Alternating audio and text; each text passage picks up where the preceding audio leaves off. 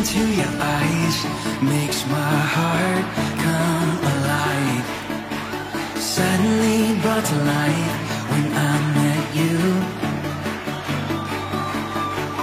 Reaching beyond the skies, running deep, stretching wide. Perfect love realized here with you. Come on now. Now this love is for real, you will never let go, never let go. Oh, and it's more than just words, love beyond my control, out of control. Hands up!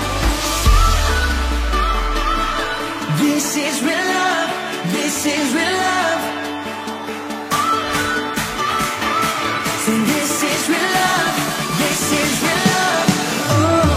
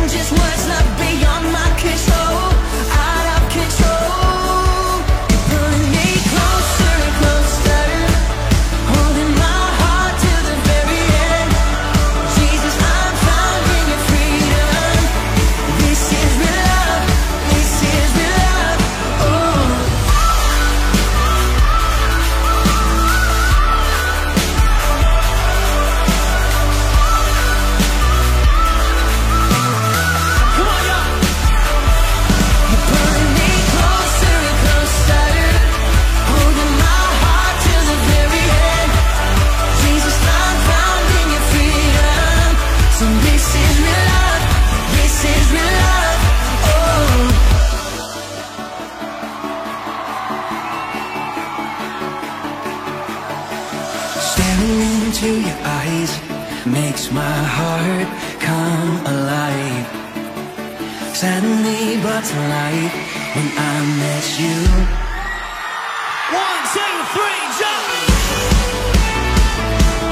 This is real love, this is real love.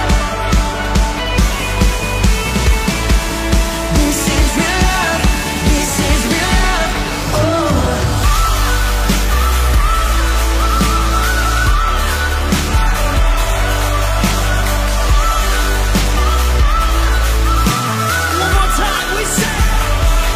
You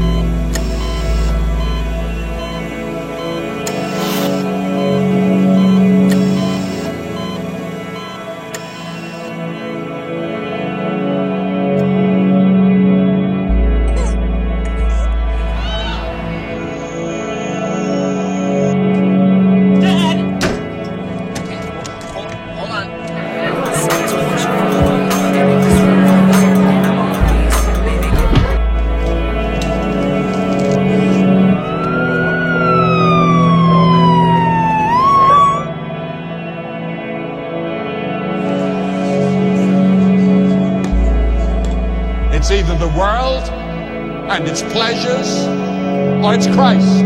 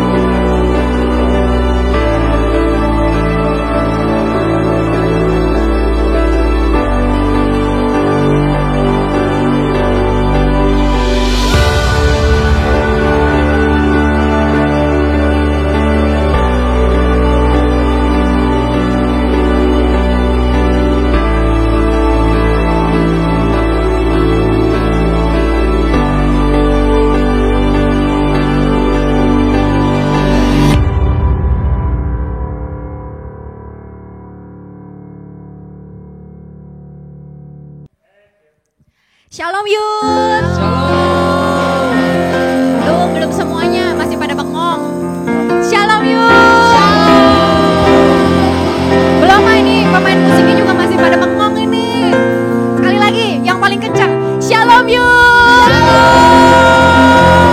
Damai sejahtera Tuhan melingkupi setiap hati kita. Hari ini kita sama-sama ibadah online. Mungkin teman-teman Yud ada di rumah dan kita ada di sini, tetapi kita tetap sama-sama di dalam hadirat Tuhan, ya. Sebelum kita memuji Tuhan, sebelum kita menikmati kebaikan Tuhan, sebelum kita mendengarkan firman Tuhan, yuk sama-sama kita berdoa terlebih dahulu. Mari kita berdoa. Bapa kami yang ada di surga, Tuhan Yesus yang sangat baik, kami bersyukur kalau pada kesempatan hari ini, siang ini, Engkau masih memberikan kepada kami kesempatan untuk bisa menikmati kebaikan-Mu Tuhan. Sekalipun Engkau tahu kami beribadah secara online, tetapi kami percaya kasih-Mu, kuasa-Mu tetap nyata di dalam setiap kehidupan kami. Tolong setiap kami Tuhan, anak-anak Yud-Mu di tempat ini, agar kami boleh sungguh-sungguh menikmati kebaikan Tuhan lewat pujian, lewat penyembahan, dan juga lewat kebenaran firman-Mu. Kami siap Bapa untuk menerima berkat yang baru dari Engkau. Kami siap untuk dilawat oleh Engkau dan kami siap untuk juga menjadi berkat buat lingkungan kami. Terima kasih Bapa, kami menyerahkan ibadah kami hanya ke dalam tangan kuasa-Mu yang penuh kasih dan kuasa. Di dalam nama Tuhan kami Yesus Kristus, kami berdoa dan kami bersyukur. Sama-sama kita katakan, Amin. Satu pujian yang sama-sama saya mau ajak kita semua untuk nyanyikan sama Tuhan. Meskipun nih ya teman-teman, saat ini kita sedang mengalami dampak dari adanya wabah, tetapi jangan kita omongin wabah terlalu banyak. Yang harusnya kita omongin lebih banyak itu adalah Tuhan kita. Amin. Karena Tuhan kita itu penuh kuasa dan Dia sanggup untuk melakukan segala perkara. Saya mau ajak kita semua untuk naikkan satu pujian mengatakan Tuhan Yesus baik. Jadi sekarang apapun yang terjadi, kita tetap beriman, kita tetap bersyukur, dan kita terus memperkatakan bahwa Tuhan Yesus itu baik. Amin. Let's go. Tepuk tangan sama-sama dengan satu iman ya. Tuhan Yesus itu baik.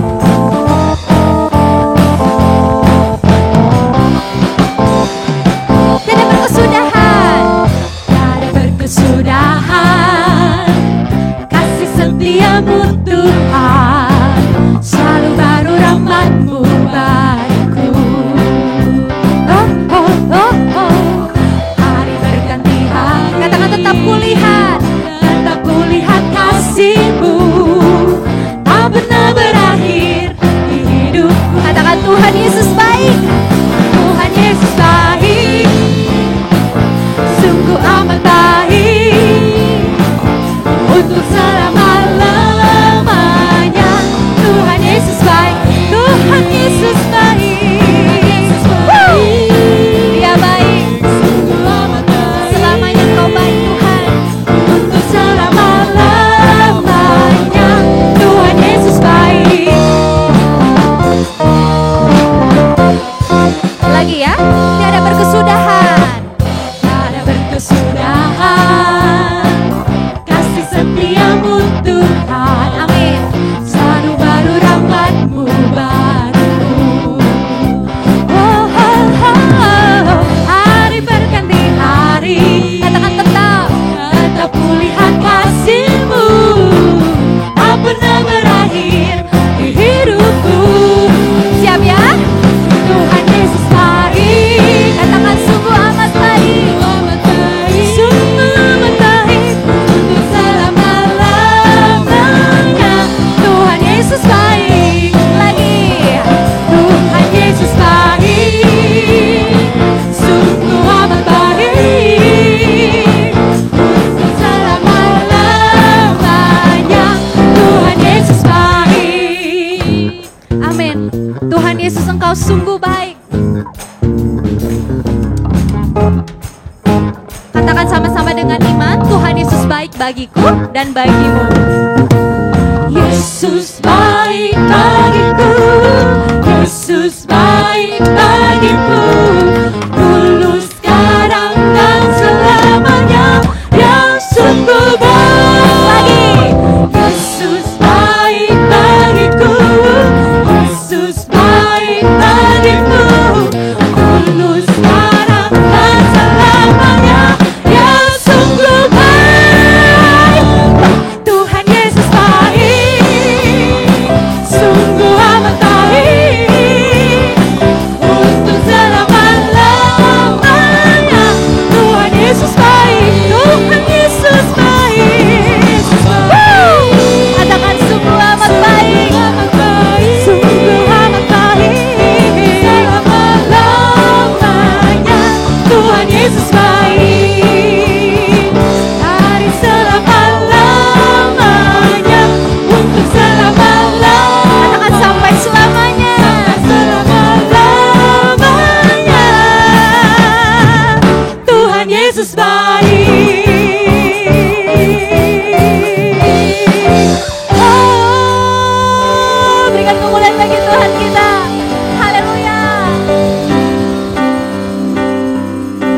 Untuk selama-lamanya Engkau baik Tuhan bagi kami. Kami tidak peduli apapun yang terjadi di luar sana Tuhan. Satu hal yang kami mau pegang, kami berjalan lewat iman kami, dengan iman kami, bahwa Engkau Allah yang baik dalam hidup kami Tuhan. Terima kasih, sekalipun kami berjalan di dalam lembah kekelaman, Engkau tidak pernah meninggalkan kami. Karena Engkau Immanuel, Allah yang beserta dengan kami. Haleluya Tuhan.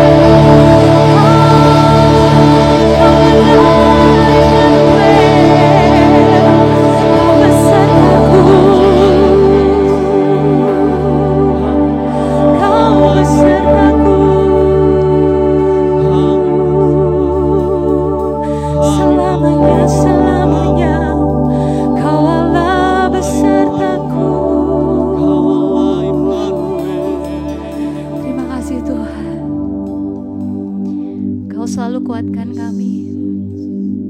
Engkau selalu bersama dengan kami. Bahkan Engkau di dalam kami Tuhan.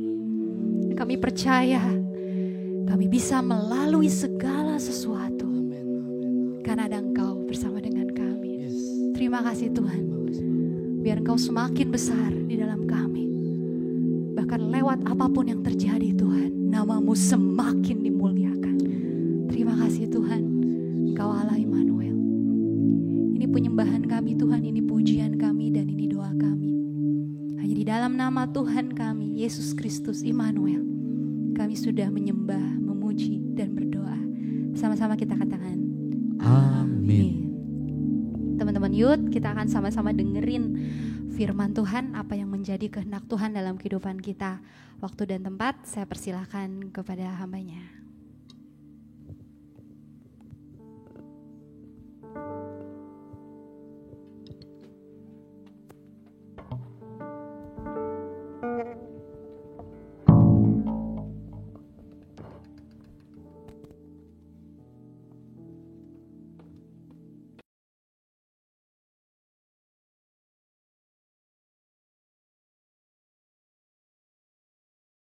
Pengumuman Minggu 29 Maret 2020. Ibadah minggu depan tanggal 5 April 2020 adalah ibadah keluarga dan akan diadakan secara online pada pukul 7.30 pagi. Tema ibadah keluarga minggu depan adalah penguasaan diri. Mari tetap setia memberikan persembahan dan perpuluhan bagi Tuhan dengan cara transfer ke rekening Bank Sentral Asia atau BCA dengan nomor rekening 453 122 5222 atas nama Maria Herning Aruma _Sarinah. Untuk informasi lebih lanjut seputar kegiatan Gereja Rehobot Berea, dapat mengirimkan pesan melalui nomor telepon 0851 5656 7265. Demikian pengumuman yang perlu disampaikan.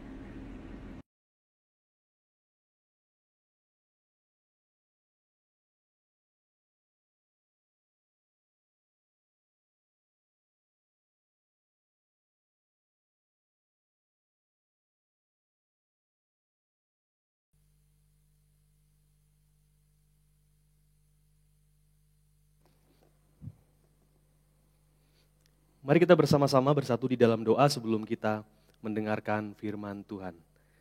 Kami bersyukur buat kebaikan-Mu Tuhan, terima kasih buat siang hari ini kami boleh kembali bersama-sama berkumpul di dalam ibadah streaming.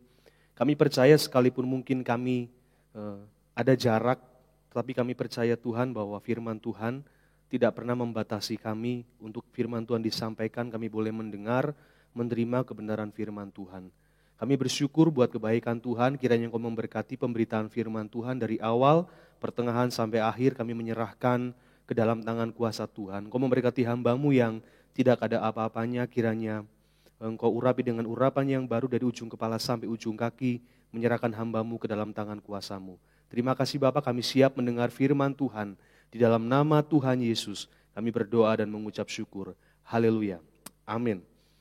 Shalom, anak-anak Youth Berea, luar biasa, apa kabarnya? Saya percaya kalian dalam kondisi baik-baik saja pada siang hari ini.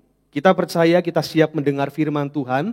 Siapa yang siap dengar firman Tuhan boleh lambaikan tangannya. Saya percaya semua kalian siap untuk mendengar firman Tuhan pada siang hari ini. Tema firman Tuhan hari ini saya berikan judul, Mati bagi Dosa. Saya akan membacakan firman Tuhan di dalam Roma 6 ayat yang ke-1 sampai dengan ayat yang ke-2. Firman Tuhan berbunyi demikian.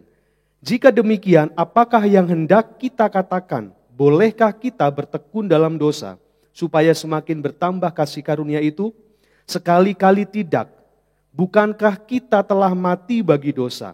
Bagaimanakah kita masih hidup di dalamnya.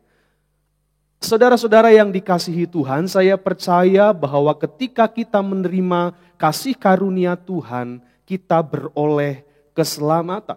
Tetapi keselamatan yang kita peroleh bukan berarti membuat kita bebas berbuat sesuka hati kita.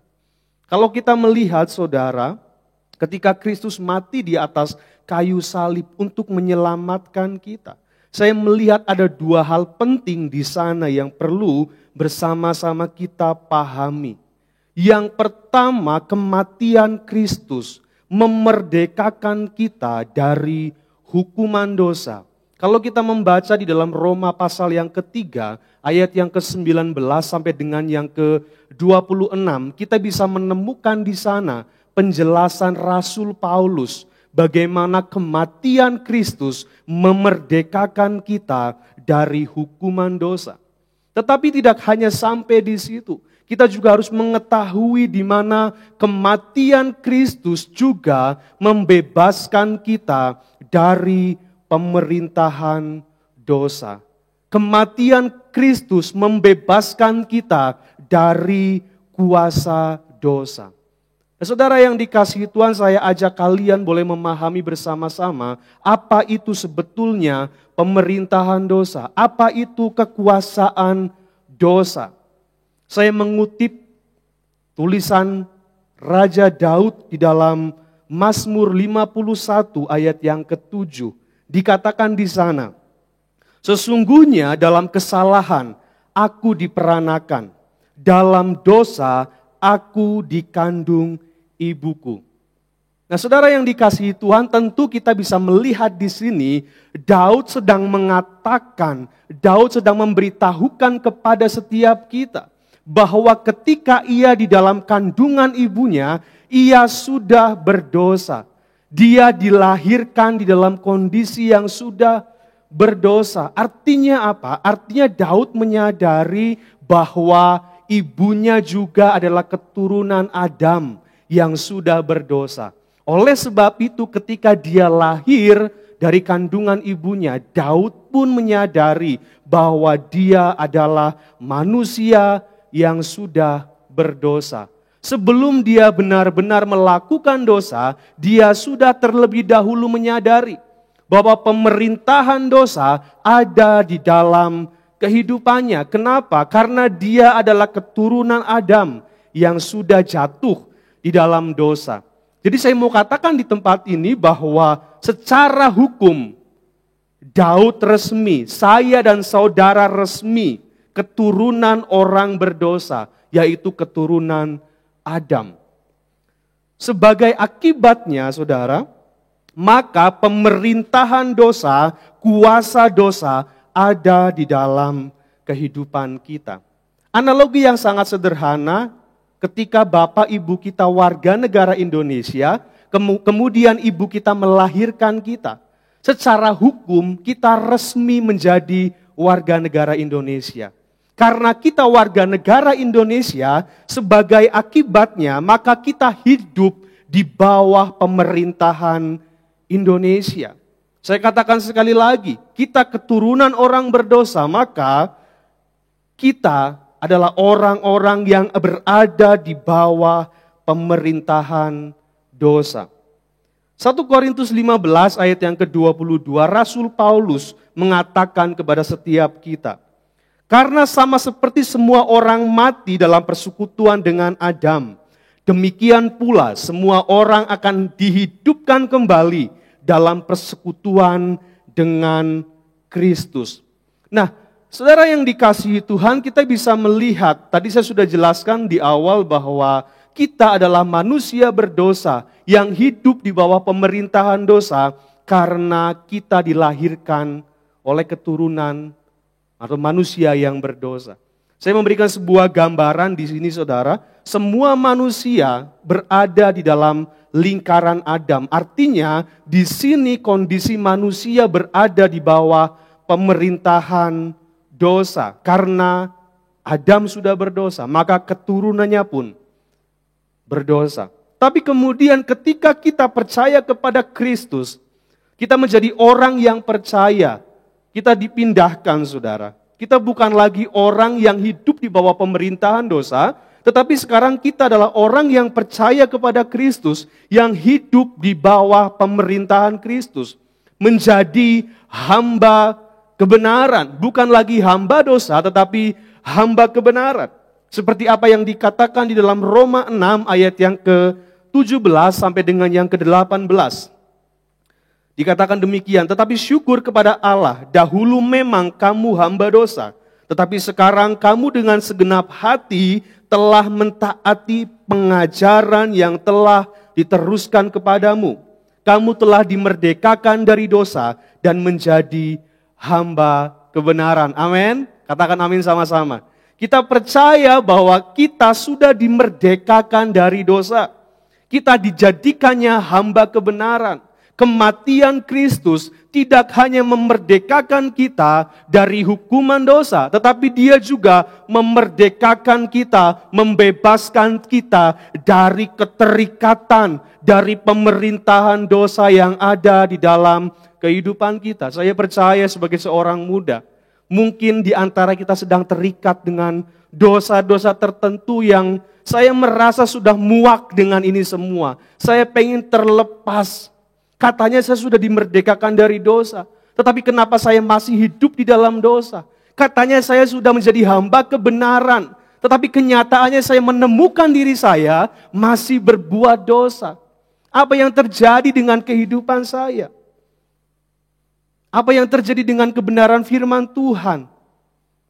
Firman Tuhan dengan jelas mengatakan, engkau telah dimerdekakan dari dosa menjadi hamba kebenaran.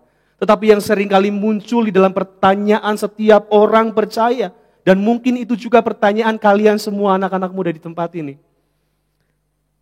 Mengapa masih berbuat dosa? Katanya sudah dimerdekakan, tetapi kenapa masih berbuat dosa?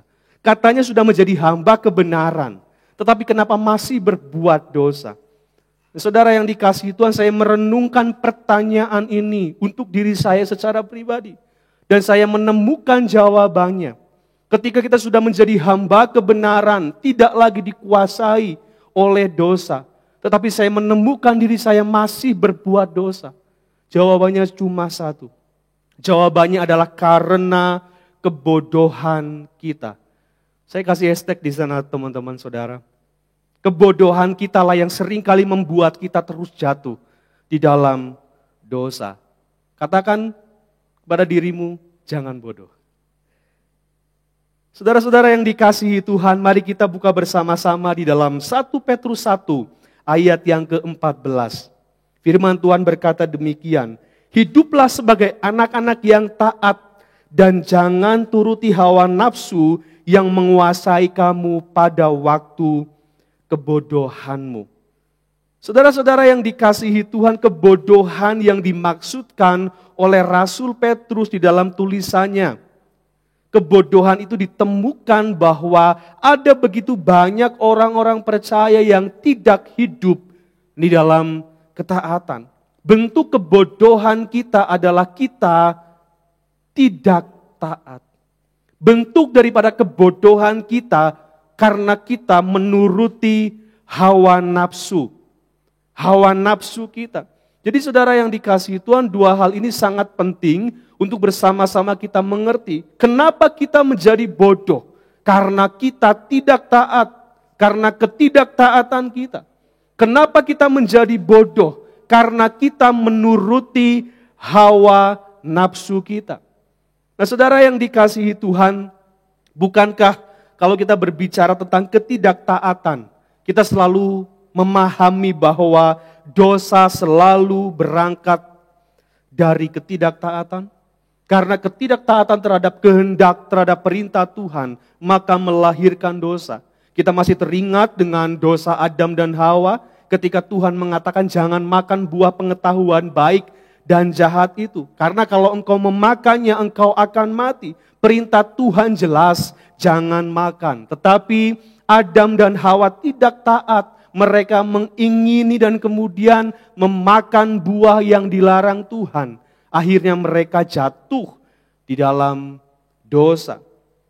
Kita juga melihat ketidaktaatan seorang raja besar, Raja Israel yang bernama Saul. Ketika itu dia sedang berhadapan dengan orang Filistin. Orang Filistin sedang datang untuk berperang dengan Israel. Raja Saul ketika itu berada di Gilgal, teman-teman. Dia sedang menunggu Samuel untuk mempersembahkan korban. Karena persembahan korban sangat penting untuk kemenangan Raja Saul, kemenangan bangsa Israel melawan Filistin. Samuel sudah berkata kepada Saul, "Tunggu saya, nanti saya yang akan mempersembahkan korban sebelum berperang." Tetapi ketika Saul melihat orang Filistin semakin dekat, kemudian bangsa Israel mulai meninggalkan Saul karena ketakutan. Tetapi Samuel belum kunjung datang. Akhirnya dia berinisiatif, teman-teman. Dia berinisiatif mempersembahkan korban yang seharusnya dilakukan oleh Samuel. Saul melanggar ketetapan Tuhan. Apa yang bukan menjadi haknya, apa yang bukan menjadi haknya, dia ambil. Kemudian dia mempersembahkan korban. Dan ketika itu Tuhan marah kepada Saul. Dan kita bisa melihat teman-teman di dalam 1 Samuel 13 ayat yang ke 13 sampai dengan yang ke 14. 1 Samuel 13 ayat yang ke 13 sampai dengan yang ke 14. Firman Tuhan berkata demikian, kata Samuel kepada Saul, "Perbuatanmu itu bodoh. Engkau tidak mengikuti perintah Tuhan Allahmu yang diperintahkannya kepadamu. Sebab sedianya Tuhan mengokohkan kerajaanmu atas orang Israel untuk selama-lamanya. Tetapi sekarang kerajaanmu tidak akan tetap. Tuhan telah memilih seorang yang berkenan di hatinya dan Tuhan telah menunjuk dia menjadi raja atas umatnya.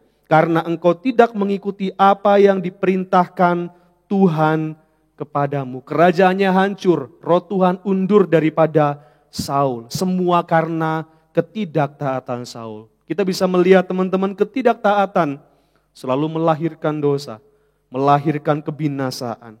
Dan yang kedua, kebodohan kita juga berbicara tentang menuruti hawa nafsu. Berbicara hawa nafsu pasti ada banyak hal, keinginan di dalam kehidupan kita, nafsu-nafsu daging di dalam kehidupan kita. Saya akan memberikan beberapa contoh hawa nafsu yang kemudian melahirkan dosa di dalam kehidupan tokoh-tokoh Alkitab di dalam perjanjian lama. Kita bisa melihat Kain ketika itu persembahannya tidak diindahkan Tuhan karena Tuhan mengindahkan persembahan Habel.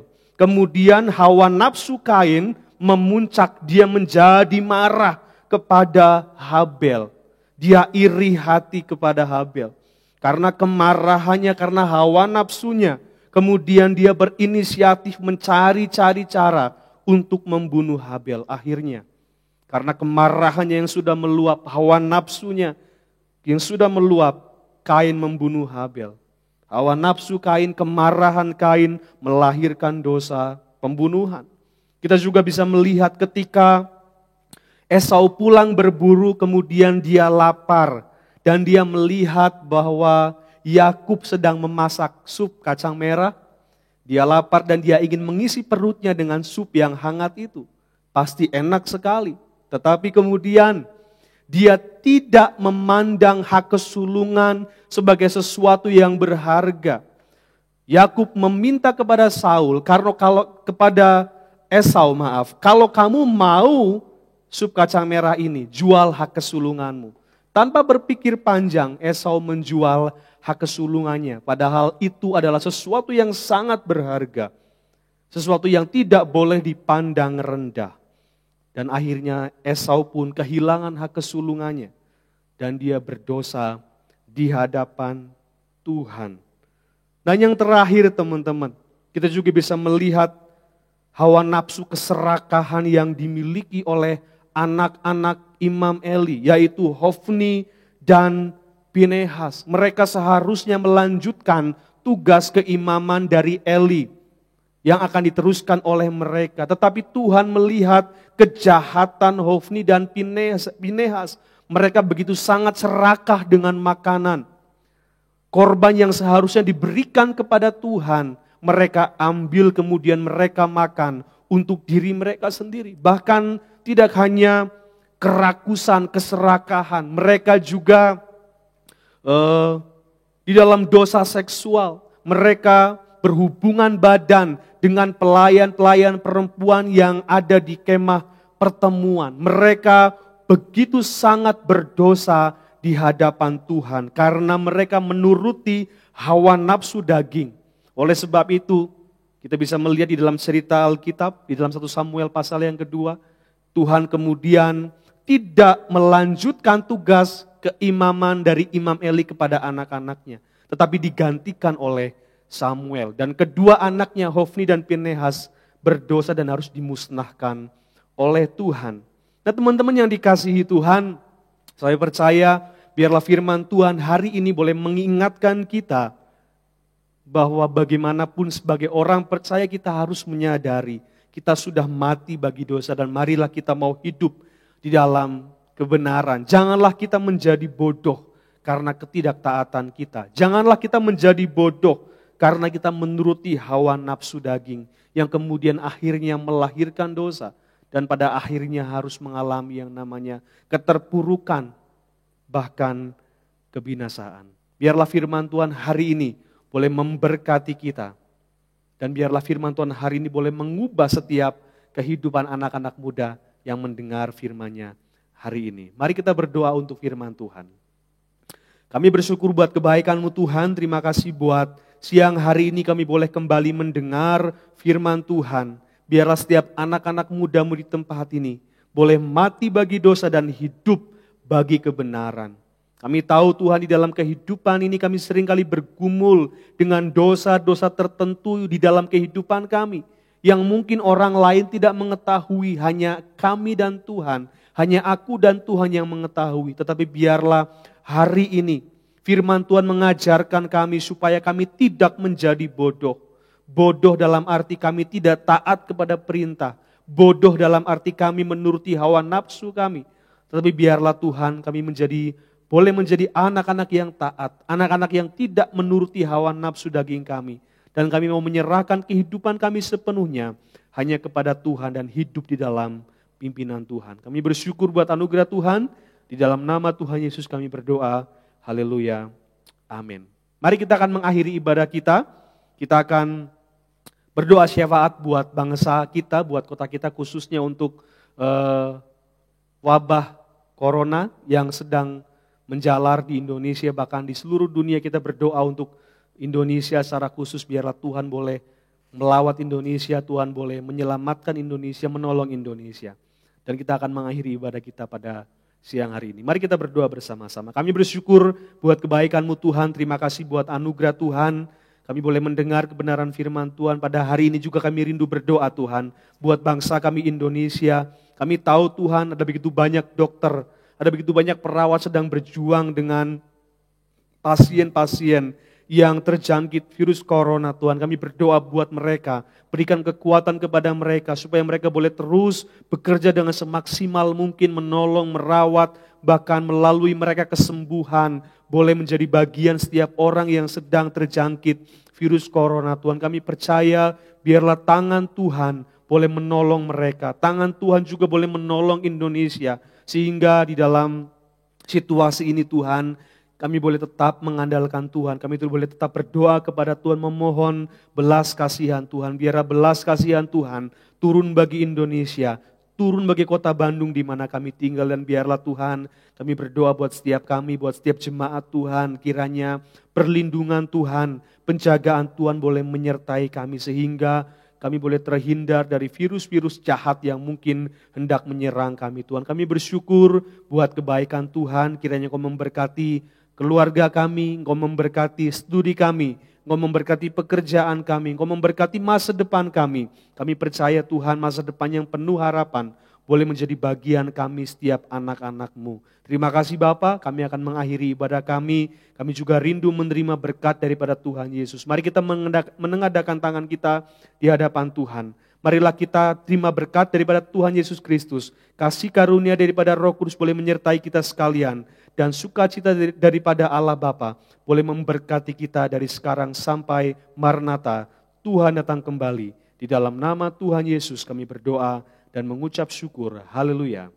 Amin. Bapa, terima kasih.